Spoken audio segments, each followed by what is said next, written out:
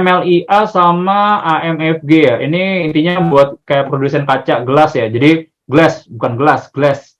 Jadi ini ibaratnya perusahaan yang gede banget. Nah, jadi kalau kita tahu dulu sebenarnya sih bisnis modelnya dulu. Jadi intinya Mulia ini dia kan kayak produsen kayak kaca lembaran dan juga kontainer paling gede lah kedua di Indonesia. Jadi intinya mereka kayak ada yang kayak modelnya float glass itu kayak kaca-kaca lembaran.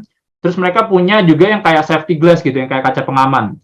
Dan mereka punya juga kayak glass block sama glass container. Nah, kalau kita lihat sih sebenarnya jadi concern gini sih, itu sektor sangat tergantung sama, saya taruh sini dulu deh. Nah, jadi itu kalau kita lihat tuh sektor tuh sangat tergantung sama kayak properti gitu. Jadi kalau kita lihat propertinya biasanya kena, pasti demand buat kayak kaca ini juga kena gitu.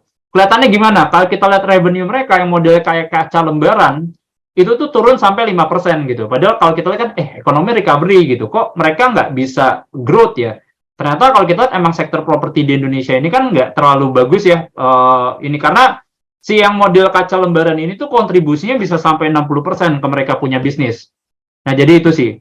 Cuman mereka Pak, kan mereka punya ekspor gitu. Iya, benar mereka punya ekspor. Jadi mereka punya ekspor itu 26%. Itu ke Asia, Australia, Eropa, Amerika sama Afrika. 26% tuh lumayan gede sih. Cuman tetap sama gini ya. Kalau kita lihat di Eropa, itu properti itu benar-benar turun ya, teman-teman ya. Kayak pembangunan rumah baru, kayak izin construction itu turun. Australia juga sama. Bahkan kemarin tuh harga-harga propertinya juga turun karena mereka tuh translasinya suku bunga itu tuh very very sensitif ya. Jadi kenaikan suku bunga sektor properti itu responnya nggak terlalu bagus. China sektor propertinya juga nggak recover. Yang kayak saya bilang tadi bahwa properti mereka itu kayak turun. Zaman COVID itu mereka nggak ada development dan ibaratnya beberapa developer ada yang bermasalah ya. Dan ibaratnya tuh recovery-nya akan berbentuk yang kayak huruf L itu tadi. Nah, jadi kalau misalnya ini ibaratnya recovery-nya nggak ada, menurut saya, aduh, ini buat permintaan kaca tuh pasti akan berat ya, karena ibaratnya sangat tergantung sama sektor properti. Nah, terus habis itu kita bahas dari sisi cost structure ya. Jadi kalau kita lihat ngomongin cost structure, mereka tuh punya kayak bahan bakas yang paling gede kan sebenarnya energy related ya. Paling gede sih mereka kayak pakai gas sebenarnya. Cuma kalau kita mix-mix, sebenarnya mereka ada gas, batu bara, sama minyaknya juga. Nah, kalau mereka ibaratnya harga gas ini turun, menurut kita sih harusnya bakal positif. Karena ibaratnya ini adalah cost structure mereka yang paling gede. Jadi itu sih.